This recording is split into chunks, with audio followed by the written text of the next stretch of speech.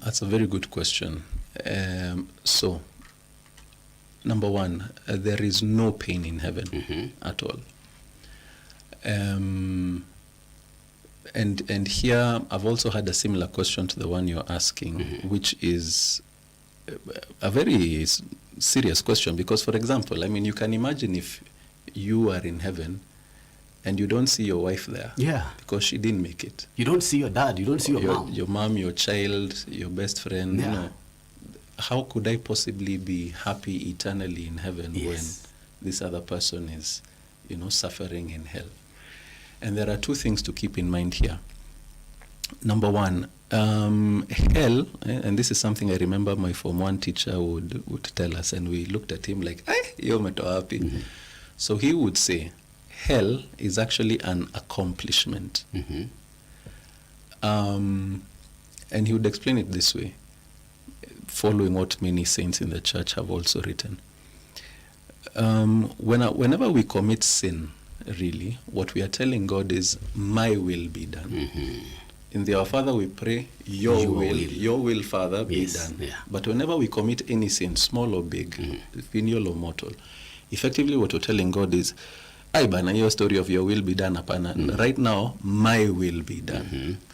So when we die, God usually will very humbly accept whatever it is that we have prayed of, with our deeds, with our life, etc. If we have been praying your will be done and have been trying to live that through our life, then his will is that you be with me in heaven.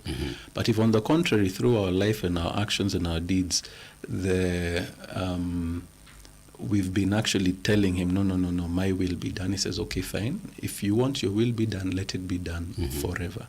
And that's really what hell is. Hell is a situation of where your will is you as a human being, what you want is what is done forever. Okay, so that's one way of thinking about it as an accomplishment. The second thing, another way I've read that some saints explain it is, when we die, God will give us what we have loved most. All right. Like any loving father, almost like a parting gift, you could say.